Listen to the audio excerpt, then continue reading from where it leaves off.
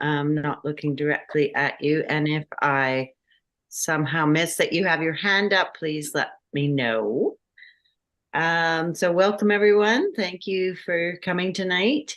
The first order of business is approval of the agenda and introduction of late items. Did anyone first have any edits they noticed needed correcting on the agenda? Okay, any additional items? No, okay, thank you. Then the recommendation that to the Parks, Trails, and Greenways Advisory Committee approve the agenda for the April 16th, 2024 meeting. Can I have someone forward that? That's not the right word. I'll move that. PG, move that, and a seconder, please. I'll second it. Chuck, okay, thank you. Okay, number 2, adoption of minutes. All in favor, aye. Any edits? Well, thanks, Sue Ellen. That just moved us along. All right. Sorry. That was all in favor for the approval of the agenda. You had it moved and seconded. Oh, okay. I thought you were already on adoption of minutes. No, I don't mean to rush it. No, it's fine. Any required edits to the minutes? No? Okay, great. Thank you. That's because of Steph being so wonderful. Thank you. So can I have someone move that the minutes of the PTGAC meeting held February 6th, 2024 be adopted? Ben, thank you. And seconded? Jeremy, thank you. All okay, in favor? on to all in favor. Yes. Yep. Yes, sorry. Thank Thank you. Unanimous. 3, public comments. And Steph, is this where Neris is going to speak to us? No, we've got her on for a full delegation. And I don't. That's right. Oh my goodness. Yeah. Yeah. Okay, so there's no one joining us from the public. No. And you'll see that number 4 is delegations.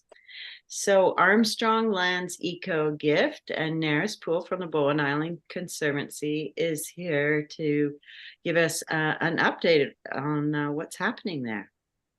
Okay, thank you, Claudia, and thank you everyone for allowing me to speak tonight and to present this recommendation to you about a protective covenant.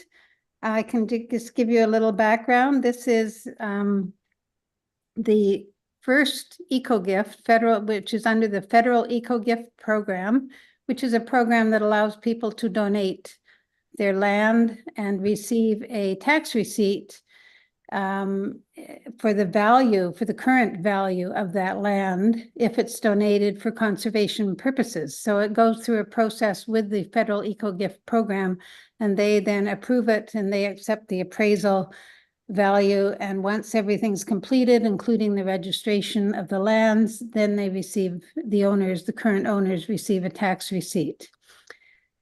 So perhaps I can just maybe ask if we could see the map and photo. I think Steph said she could do that rather than Carla's going to do her share screen. I'm having a portal issues. Oh. Portal to my servers is. Uh-oh. Carla's going to do the map, I think, Carla, to start. Okay.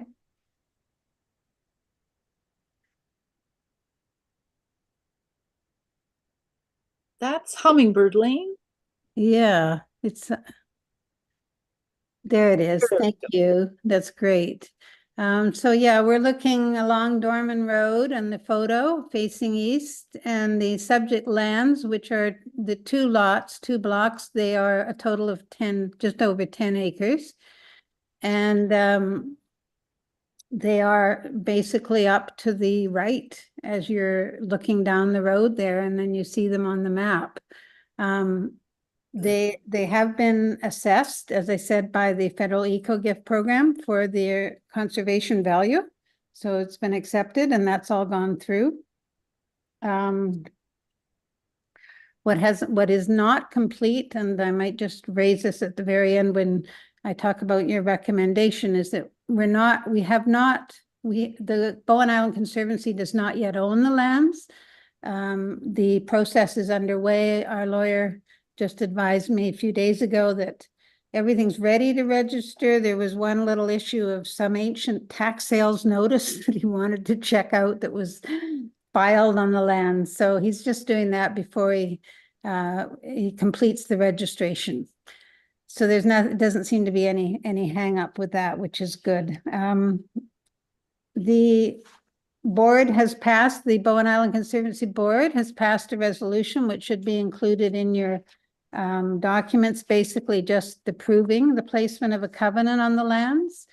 And as most of you know, because I think many of you were on the committee when the covenant was placed on the Wild Coast Nature Refuge out at Cape Roger Curtis.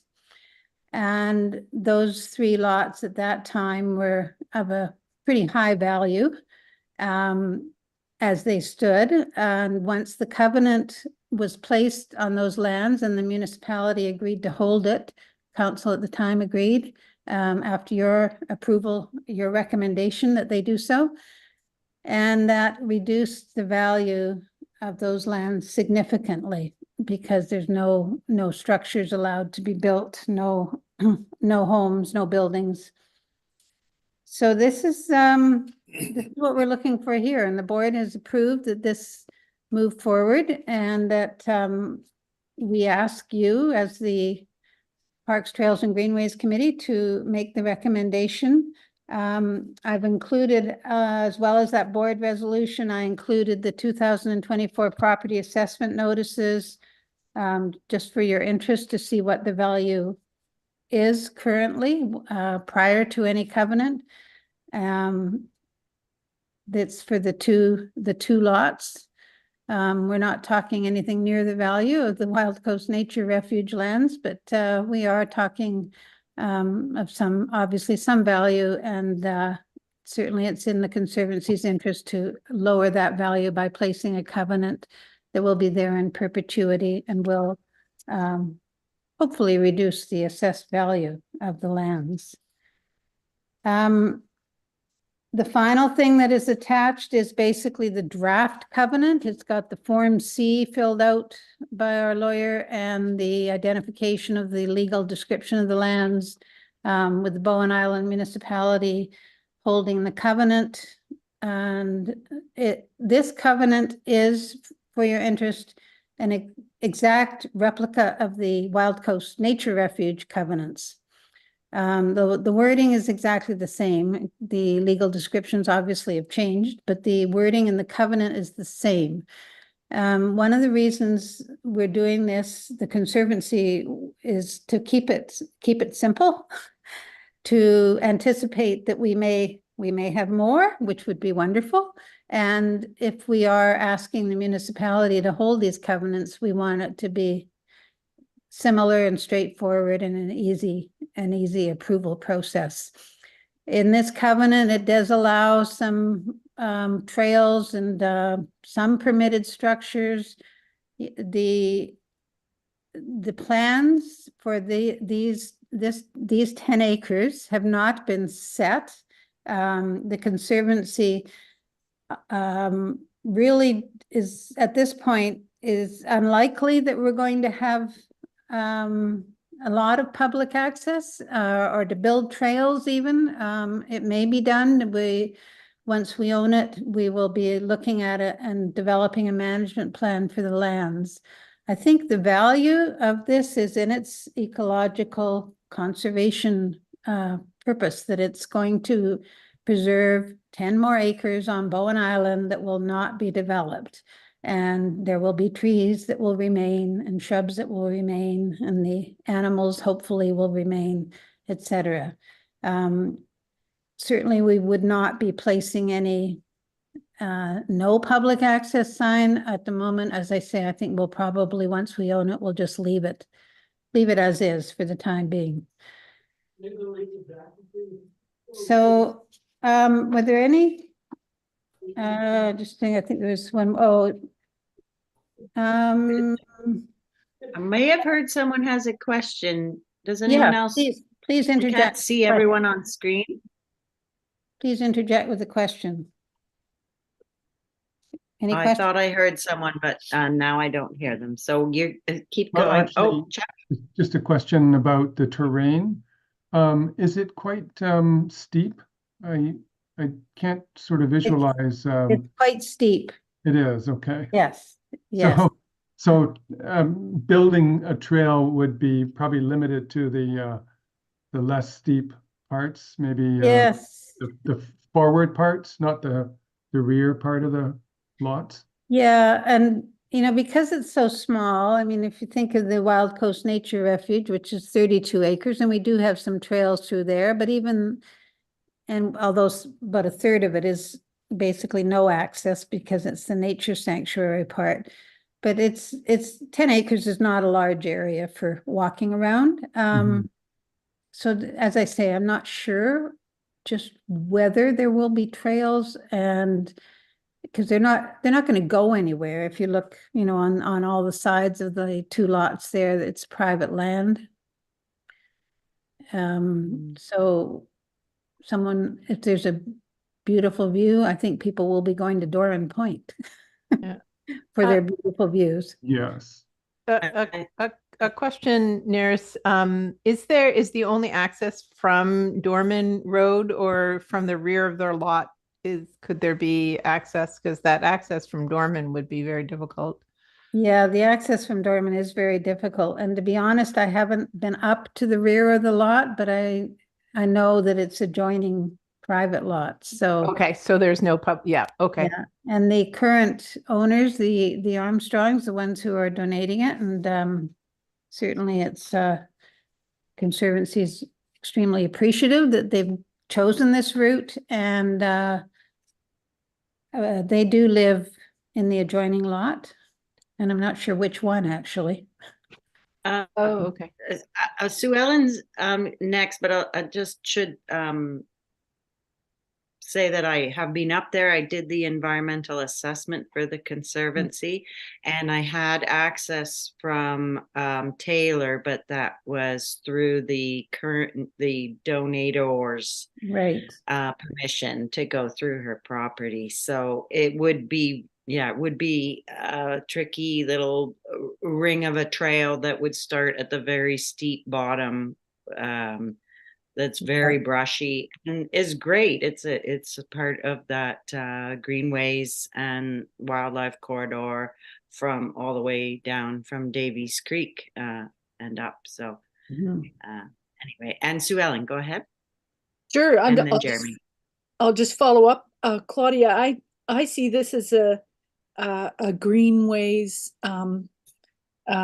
win in terms of connectivity for nature, and maybe the trails will come in the future. Hello, Phil. And I just want to show how close it is to Kates Hill Nature Park on the side there. I'm on page 9 of 22 of our agenda, and right across the road is Crippen Park with trails, and the trails aren't showing on that particular map, but there's certainly connectivity for nature, the wildflower seeds and the owls and things like that, as well as the potential for the future. Like if we look out 40 years from now, perhaps these will be really critical in terms of allowing some wildlife species or some plant or water flows to move down to support the rest of nature in this area. And I also see it as a greenway all the way across the island. Like Davies Creek goes back into the interior, right up through Singing Woods, and then further back, future lands may come back into Crown, whatever. There's lots of connectivity back there, and I'm personally just really happy to see the a little more widening here in around Davies Creek. Sure, some of them are private, but it is not such a tight bottleneck just around the sewage treatment plant, And Okay. I also like the rural island road character, the narrow road going up with nature on both sides. That's something special from a rural island perspective. And I don't know how that fits with our committee, but my question is, oh, I think I answered it. I think you answered it when I said the replica. I think I answered it myself. No, sorry. Okay, thank you. Neera's answered it. Well, I was going to ask what's it based on, and she answered it. Thank you. Okay, thank you. Jeremy's next, please. Yeah, I just basically wanted to reiterate the ideas that Sue Ellen was forwarding about with the sense that part of our mandate being the Greenways thing doesn't always imply that there should be some kind of human use, because lots of parts of the island are simply topographically don't lend themselves to that, or they're simply environmentally too sensitive. But it's just nice to have that those kinds of buffers as greenways that are ultimately connective in ways, even not necessarily if they're physically directly connected, at least they are for birds that can flit between them. So to be thinking in terms of more than just the human use side of the equation. Absolutely. Yeah, we do both here. Thank you, Jeremy. Anyone have any other questions for Neris? Neris, do you have anything you want to add, or? No, I appreciate very much the comments, and and we're thrilled. The Conservancy is thrilled that this is our first eco gift. I understand. I think it was Sue Ellen, you told me that the nature reserve at the bottom of Mount Gardner, the David Otter Nature Reserve, which is owned by the Islands Trust Conservancy, was an eco gift. But this is the first one of the Conservancy, and as most of you probably know, the Wild Coast Nature Refuge lots were actually our first acquisition. We became a full land trust, and we are looking forward to getting more. It's yeah, and I'm excited that there are people who do have property, and it is costing them a lot in property taxes. And they often have multiple parcels, and it'd be great if it really came out in the undercurrent and get people excited about this option of reducing your income tax by donating an ecological gift of property. Sue Ellen? Oh, just to follow up that, Claudia, I love the idea that people, when they need a tax receipt, when they've sold a business, for example, or they've got a reason that they're thinking, oh, I'm going to have to send a lot of money to Ottawa, instead they could leave a gift of nature on Bowen or closer to home somewhere. And so it's an option for folks, and it's not that well known. So congratulations to the Conservancy for making another one happen. Thank you. Yeah. Thanks, Sue Ellen. I know you are very familiar with the ones that on all the other islands in the Islands Trust, and they have quite a few. We need to catch up. So, okay, thank you. So any other questions? Anyone? No, I think everyone's had everything answered. Thank you very much, Neris. I did want to make a point about the recommendation. I noticed it does say that a protective covenant for the Bowen Island Conservancy owned lots. I mean, as of today, we don't own them. As of next week, we may.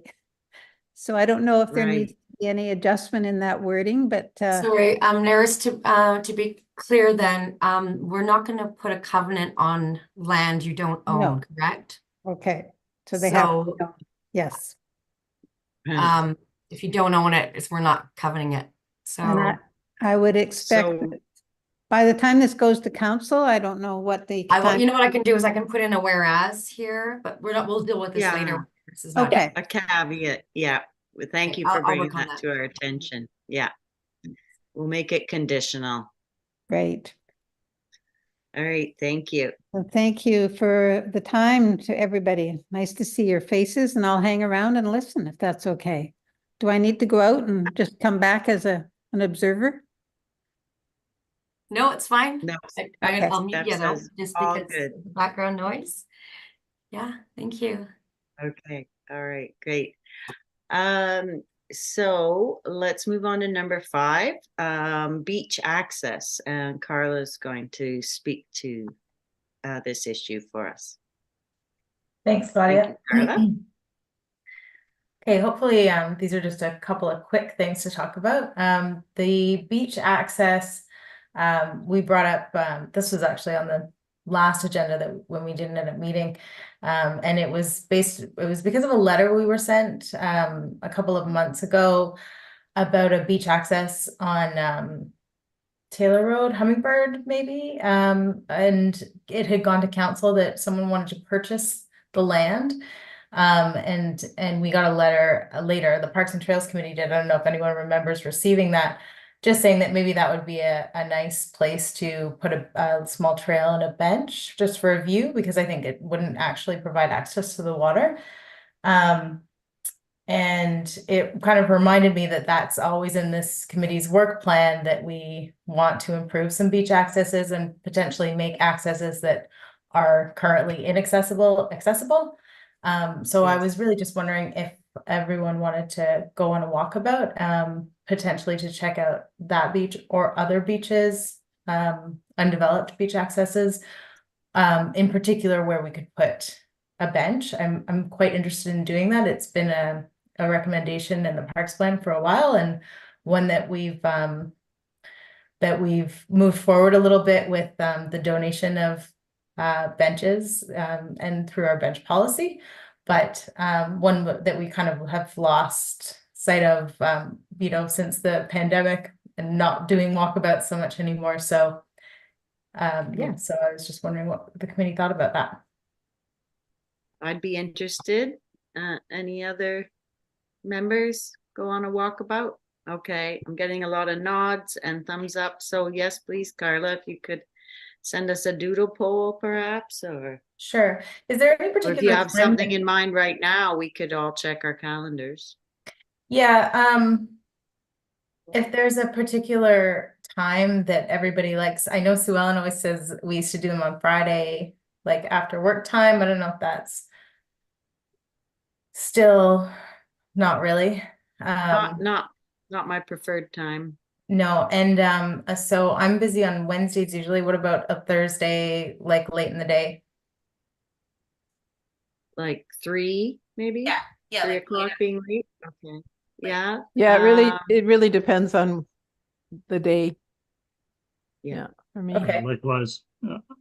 Thursdays are better during the day, late in the day for me in general, but it depends. I think we're gonna need that doodle poll.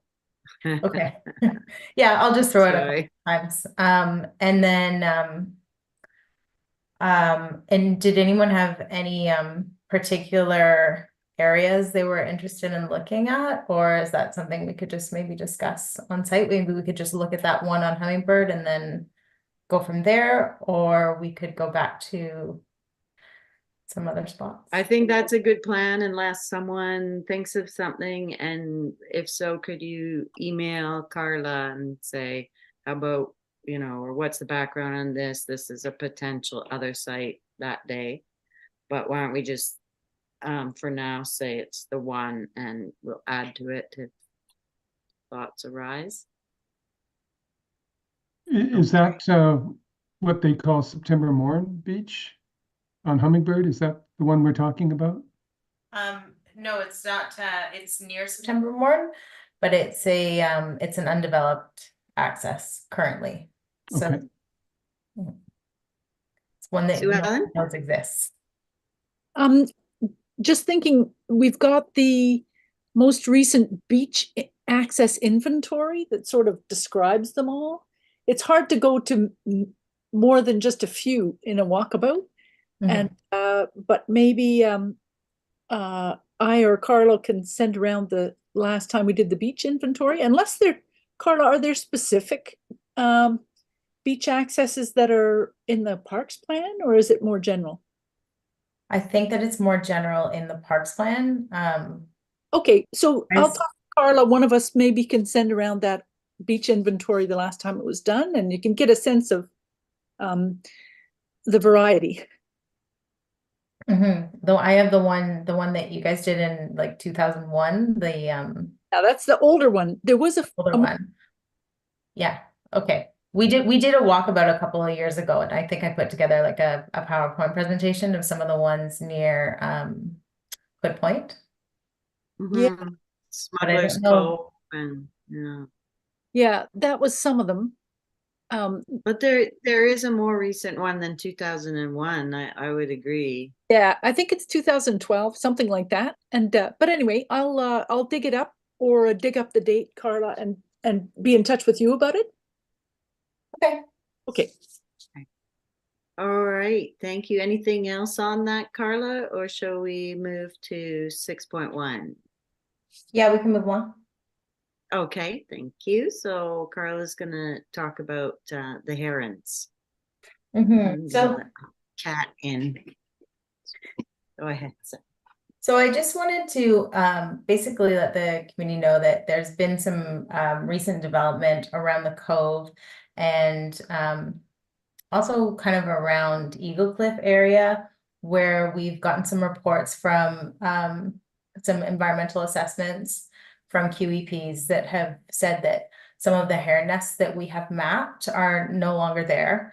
And certainly some of the ones that are on our map currently are haven't had any activity since in the last 10 years kind of thing. So it's I think at this point reasonable to take those off the map. And I just kind of wanted to make sure that the committee was aware that like the nests at the library and some of the ones around Eagle Cliff have been assessed, and I will be updating the map just to make it a little more current. With this, I mean, the Heron Watch is also currently still active, and there's a pretty good rookery out at Adams Road, and they seem to be pretty successful at each year for the last couple of years, at least maybe the last 5 years out there. And I'm happy to add any nests that are spotted to the map as well. But I think we're just going to try and keep it a little bit more up to date so that we're not getting people to do environmental assessments for nothing, basically. So I just wanted to let everyone know that was currently happening.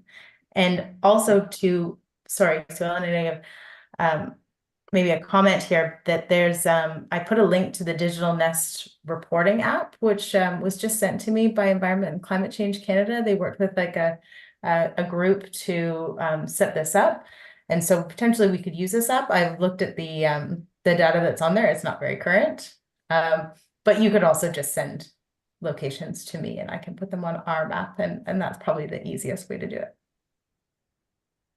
Thank you. And Sue Ellen? Thanks. And thanks for bringing this up, Carla.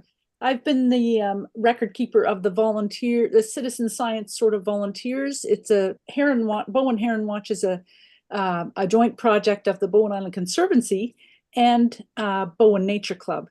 And or it has been for a long time with a few of us long-standing volunteers. And now, since, as Carla's mentioned, the municipal heron protection guidelines policy has been updated. I don't know when that was, 2018 or something. And it's focused on protecting active nests.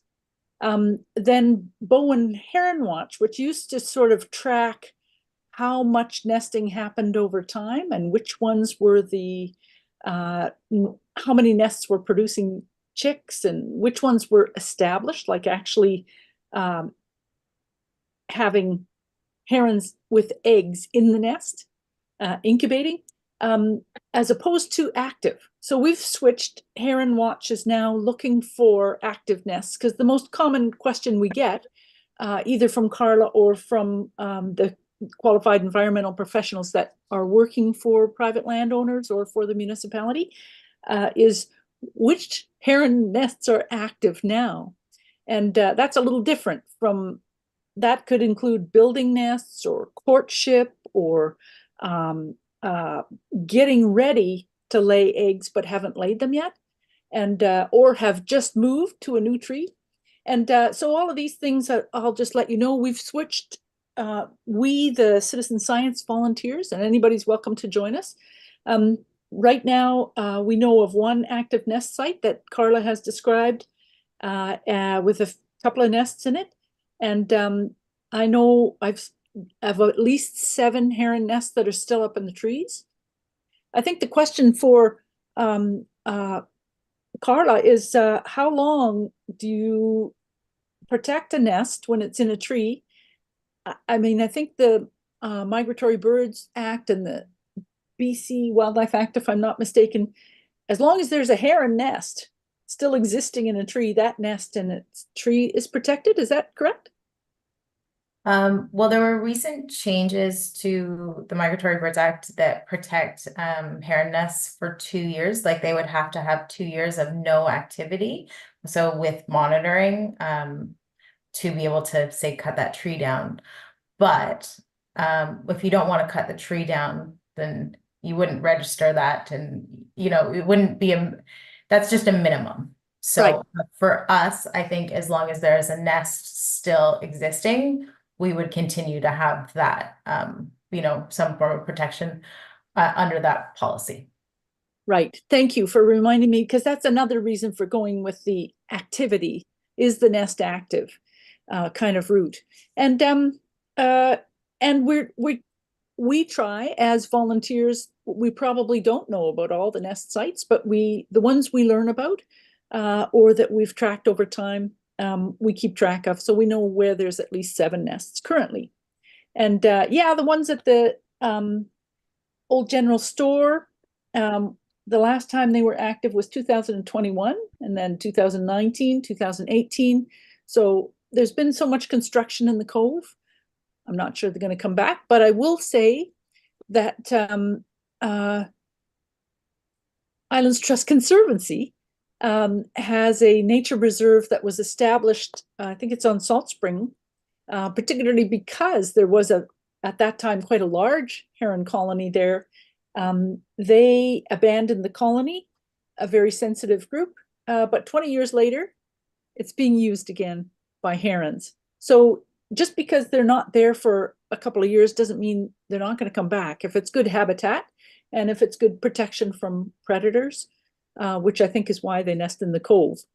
Eagles are a little more sensitive to human activity than the herons are. Anyway, this is all kind of beside the point. I just wanted to say that I agree with Carla that the app that goes to the that's in our agenda that goes to the community network, there's nothing there that's newer than 2014.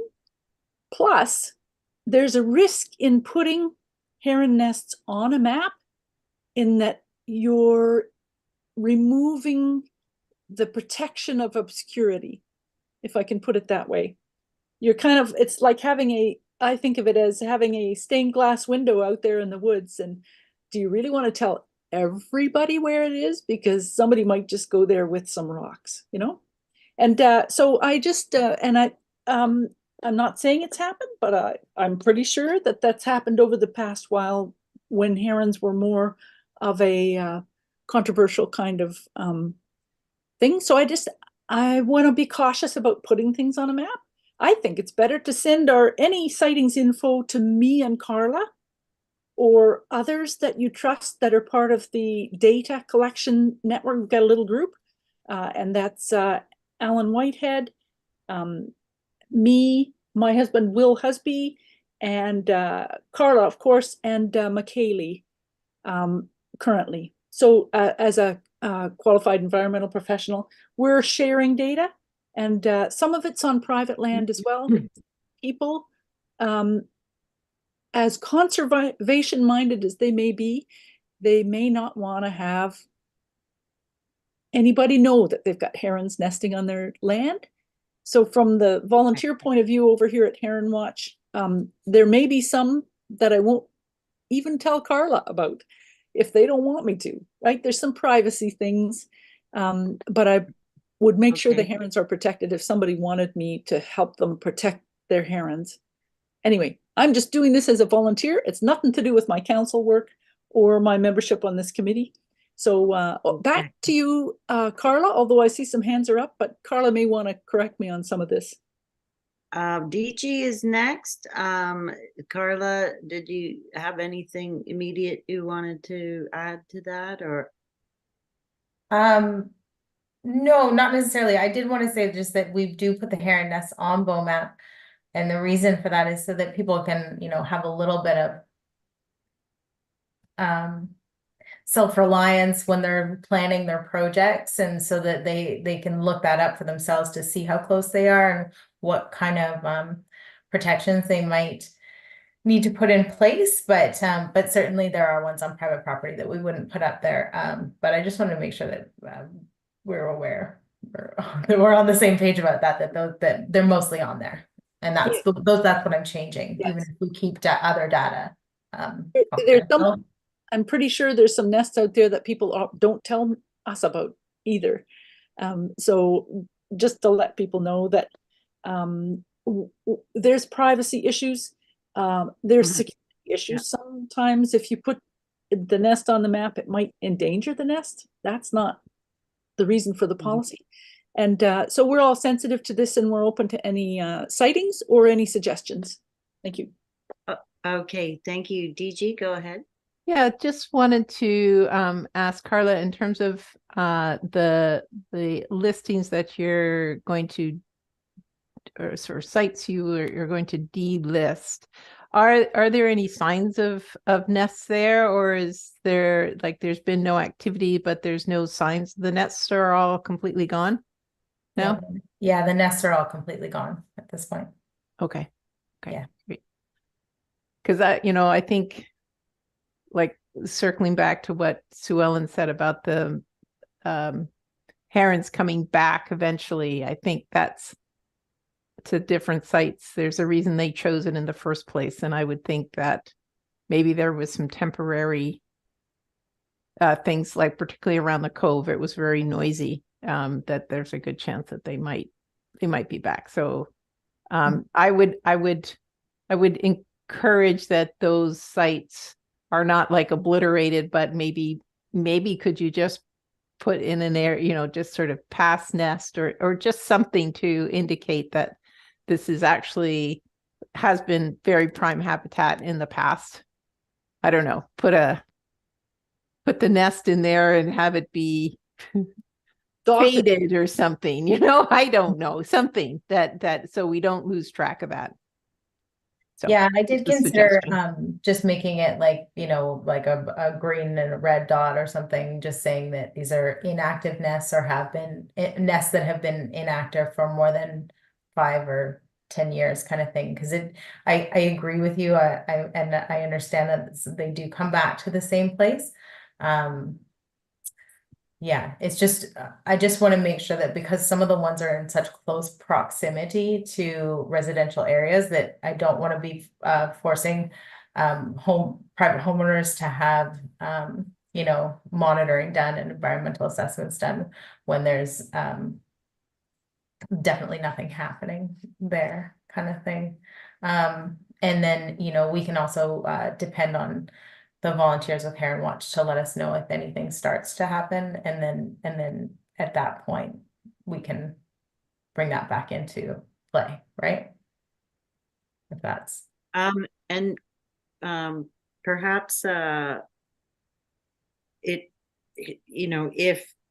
someone is developing an area where there were active nests, and there might be still nest material, that someone could just go and check that they're not active, because that's dependent on how long was it, 2 years ago that it was deactivated and no one's been out to see if maybe they are back. So maybe having some kind of like, oh, it's just a flag. Yeah, okay. You want to do something there? We're just going to check that they're still deactive rather than potentially.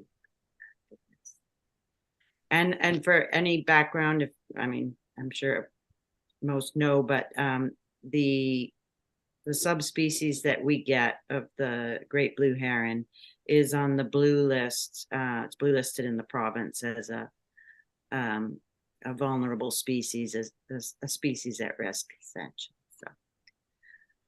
So, okay. And Sue Ellen, did you have something else you wanted to just quickly add before we move on? Should probably move on. Just quickly that, Carla's bound by the heron policy that the council adopted, and it refers to the known heron nesting sites, if I'm not mistaken. So, that's partly why she's focusing on the map.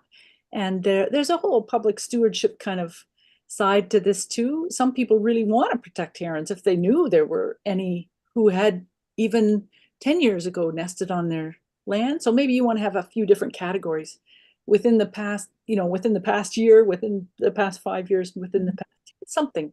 And I have all the tables going back many years. Carla's doing the maps, I'm doing the tables. And so if people want to know where the nesting has been happening, or if you want to be more involved, just get in touch, and I'd be happy as the record keeper to show you anything.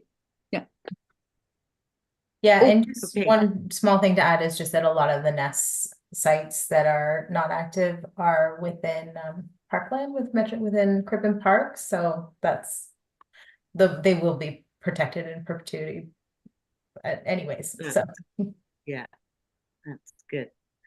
Okay, 6.2, we are going to discuss the Bowen Island Conservancy covenant that Neris expanded on at the beginning of the meeting. Would anyone like to make any comments first? Have a discussion, Sue Ellen? I'd like to hear what wording Steph has, or you want to say something like that Parks, Trails, and Greenways Advisory Committee support the Bowen Island I've written Conservancy. something very long. Oh, I just today is the more you talk about herons, the more whereases you get. This is what we've learned. So please, sorry, Sue Ellen, do you mind if I just go through what I have, and then if you want to put what you have, we can just. no, that was fine. I was trying to give you an out. No, I'm on it, but it's nuts. Oh, Carla, yep. yeah, I was just gonna say that like what you were saying is we wouldn't enter into a covenant unless the Conservancy owned the lands. So this recommendation, I think, Is fine. we just wouldn't bring it to council until the Conservancy owned the lands. Anyways, Okay. you know what I mean? Like it's one can't happen. Can we not make it conditional so that we don't hold anything up? Like, if the Conservancy takes ownership of the land, we support I'll the show you what I idea have. of the municipality. Yeah, or it can just go to the council, and then we just don't enter into the covenant unless they own it. On the land. You know what I mean? Okay, so we can't. It's impossible legally. possible. But we support yet, the idea. Look at all We of this. support the Beautiful. idea. Yeah. If So that's the, this is what we had in normal font. Can you guys see it? yeah, and can you then make it I a just little added bigger this- though? Okay. So I Big. just added the yellow just to whatever, scratch the itch of people who want to specify that the yellow says upon transfer of the lands to the Conservancy. I think it's sort of obvious, but that might satisfy that. Yeah. Then there's also all this that I wrote while you were talking about herons, which we don't need. Yeah, I think that last little bit. Okay, but now we should read all that. You want to read it all? No, well, if we're gonna actually have a vote, yes. Well, no, I think we should not have any of this. Oh, No. okay, and just upon transfer, yeah. Yeah. Title transfer. Yeah, I was going to say something, similar, but just at the beginning. you know, Okay, upon transfer of lands to the conservancy, that the parks trails, either way, you know, either put it at the very beginning or at the very end. okay. And I think it looks maybe great. something more, yeah, more specific than transfer, like Legal transfer? legal transfer of title or something. Yeah.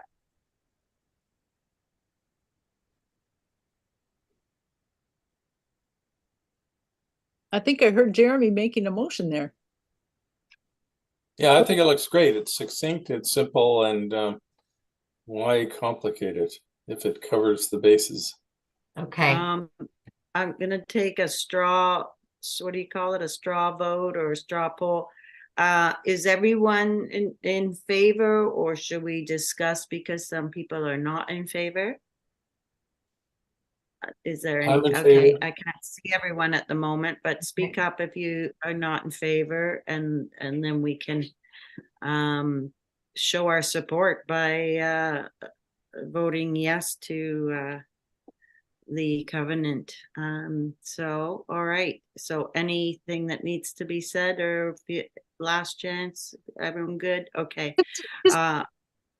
Claudia, it's the same as what's in 6.2, just because it disappeared from the screen. It's the same as what's on the page in 6.2, except it says at the end, upon transfer of the title to the conservancy, right? Yeah. Yes. Right. Okay. So I'll read it out. So the recommendation that we are proposing is that the Parks, Trails, and Greenways Advisory Committee recommend that council authorize the mayor and corporate officer to enter into a protective covenant for the Bowen Island Conservancy-owned lots on Dorman Road, legally described as Block 2 and Block 3, District Lot 2447 and 2619, Group 1, New Westminster Land District Plan, VAP 6657. Can I have someone move? Upon legal transfer of title of lands to the conservancy. Upon legal transfer of lands, thank you. And did I see someone's hand to move? Phil, thank you, and second it. DG, thank you. All in favor? Say aye. Aye. Aye. Okay, unanimous. Thank you. All right, moving on. Yay. 7.1 staff update. So Carla. Thanks, Claudia. Okay, so I've got actually a lot of things to update on today. I can't remember when the last Gesundheit. okay. I can't remember when we last met, but I know that I just wanted to mention that since this committee recommended that council adopt the bench policy and renaming the beaches, that those resolutions passed at council. So we've already applied to the Squamish Nation for new names for Crayola and Pebble Beach, which may take a little while. It's going to be kind of a long process because it has to go to the provincial geographic names branch, whatever it is. And that process takes a little bit. And the bench policy also went through, and then the dog leashing for Grafton Lake as well. So that's something that I've been working on, and I might just share my screen for a minute here. And I did intend on making this a priority, but of course about 1 million other things came up, and so I've started on some signage for Grafton Lake, and it's been a little bit difficult to get done quickly because our mapping is not up to date, and I've been having problems with our mapping software, of course. But I just want to give you a little bit of an idea of what I'm planning for here and just see if you had any comments. I mean, maybe I should have made this an agenda item, but just want to show you where I'm at anyways. I know that this committee was keen on having more educational signage, and what I kind of heard from everyone was, maybe a positive spin would be good, but that we want to provide education, but we also want to to, you know, inform people of what the consequences are if they don't leash their dogs. And then I did get some feedback from the community as well in terms of placing signage close to where people might park, and potentially having drive times to places where people could walk their dogs in a leash optional place. This, you know, has proven to be a little bit controversial, so of course, but that was expected. But yeah, so this is where I'm at. And so basically, we just want to say, okay, this is an on leash park, and we give a couple of reasons why, and then we you know, say where else can we go to walk our dogs, and have a really clear map, maybe with kind of like a, you know, a red, yellow, green zones on it. It's really hard to picture the trails at this scale. This sign will have to be quite large for it to be readable. I kind of wanted to do it with arrows, but I'm not sure that that's going to be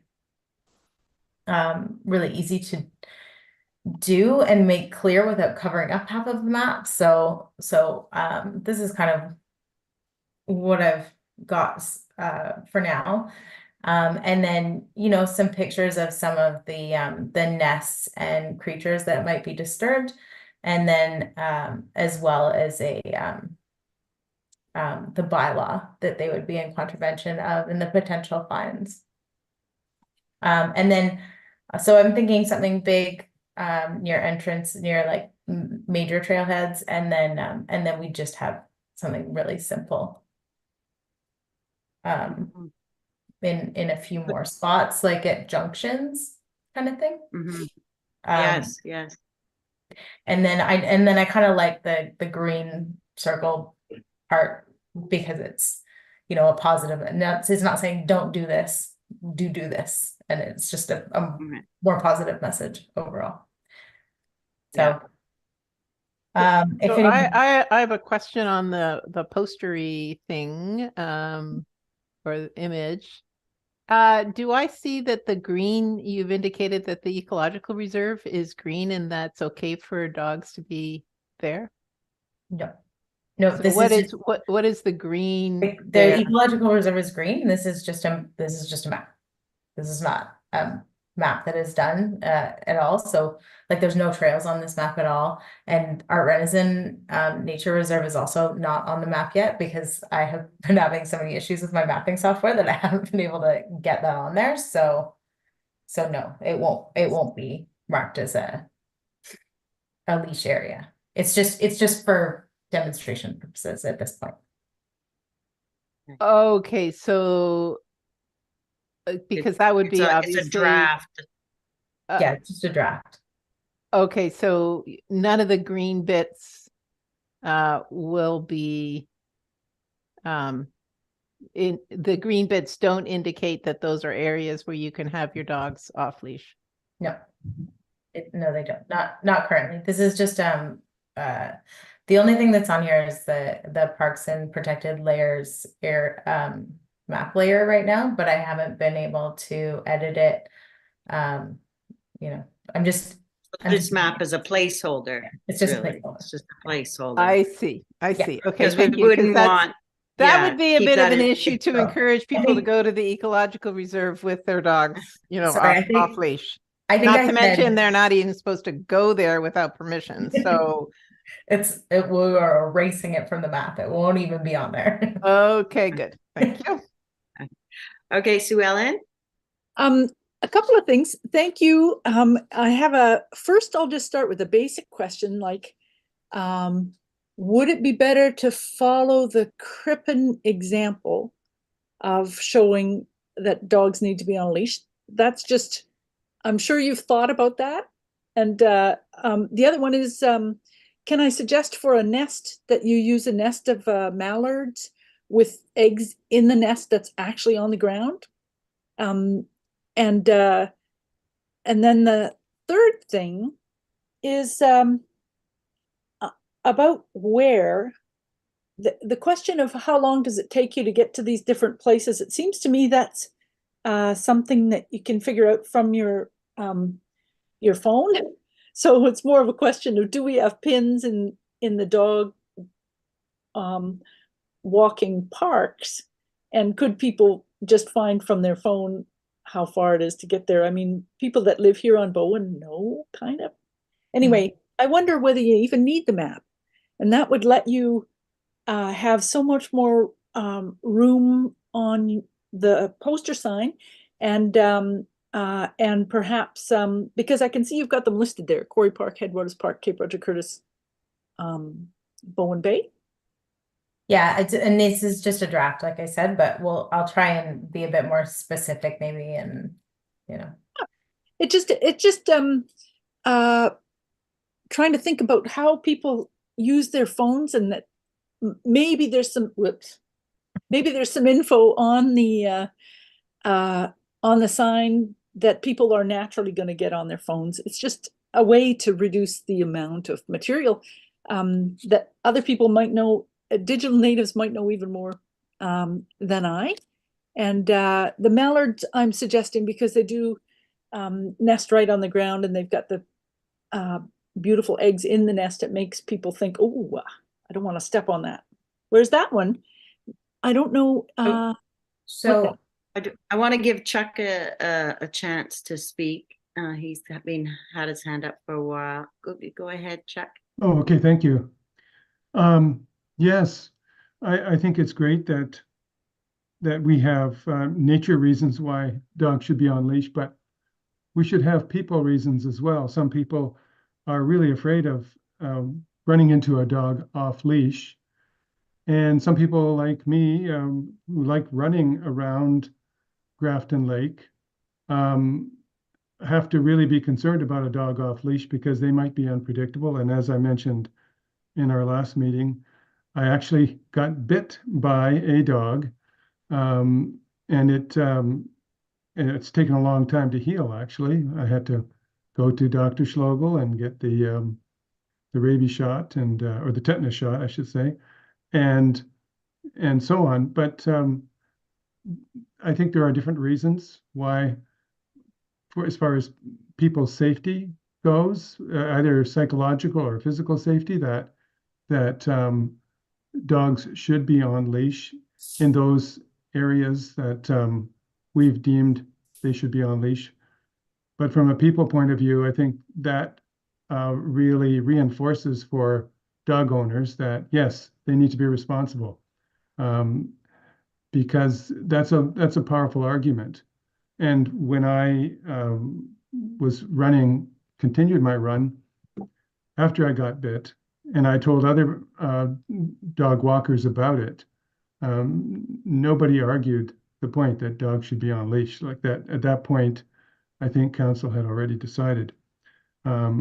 So there's room there to put a reason, a people-centric reason as to why dogs should be on leash, and I think we should include it. thanks, Chuck. I was gonna put something in the who are we protecting, and maybe in the why too. Yeah, I haven't drafted that part of it yet, but I'll make sure to include that. And actually, so I have two more things that I wanted to say. So, Ellen, I'm not sure what you mean about Crippen by following their example. But I did want to say, in terms of the mallard, so this photo is just about the best that I could find. I'm just using an app, online, and this is a photo, I think, of a spotted towhee nest, because it is on the ground, but it's not necessarily that easy to see. If anyone has better photos, I would be very happy to use them. So that is just a call for photos as well.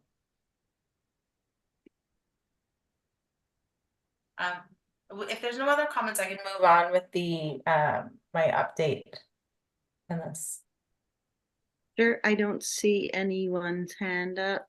Ben, Ben's hand up.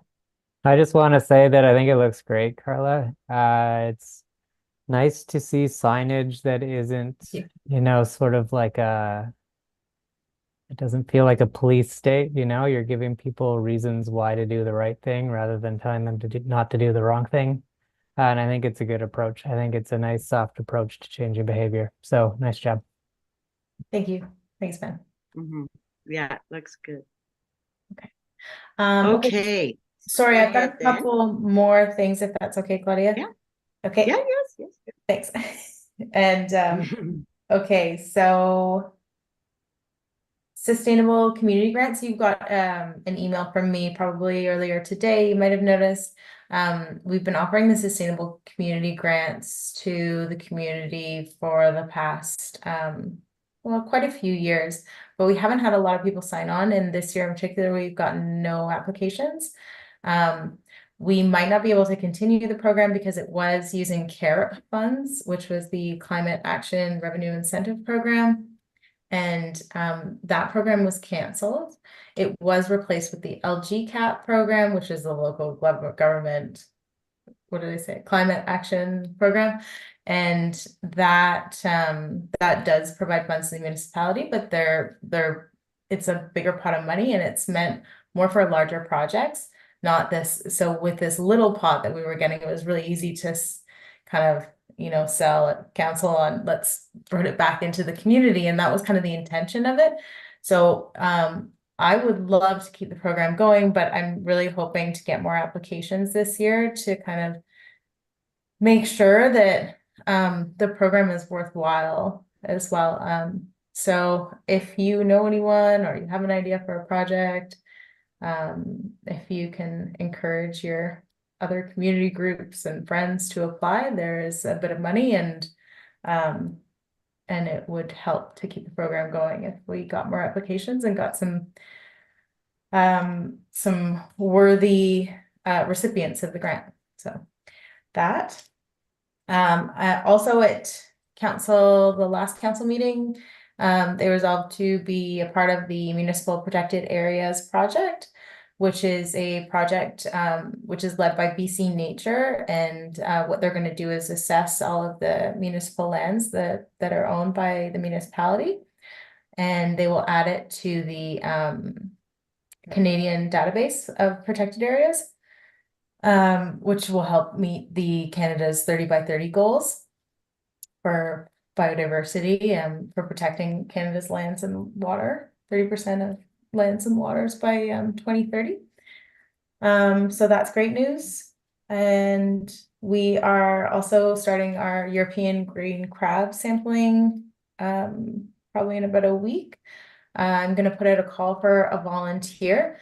The members of the Bowen Fish and Wildlife Club have been doing the sampling for us, and last year they had the help of one of our employees, Clayton Miller, who was really great at collecting all the data and getting it to DFO. So what I was hoping was to find a volunteer that could do the same kind of work where they're kind of good with computers and you know, getting data in on time kind of thing. It's not a very very big time commitment. It's once a month, maybe 2 hours or so. And it is pretty fun. So it would be a really great job for a student or just someone who's interested in invasive species and you know, crabs. So keep an eye out for that, and if you know anyone, just let me know, or I'd let them know to contact me. And then, oh, I wanted to just let you know that also that Alder Cove is being repaired right now. So that should be ready for the summer. It's the owner doing the repairs. So the beach is currently closed, but should be shored up by summertime. And I think that's it for now. Thanks. Thank you so much, Charla. You had a busy night with us. Okay, sorry, I was in the added information section. Okay, so we It's just council Sue Ellen's opportunity to do an update if she wants here. okay. Did you want to, Sue Ellen? Just a couple of things. Carla's mentioned most of it, and I'll be very brief. I just wanted to mention we belong to Carla and I were both at the and the mayor and a number of other councillors were at How Sound Community Forum on Friday. So we're part of this Biosphere region, a UN UNESCO program.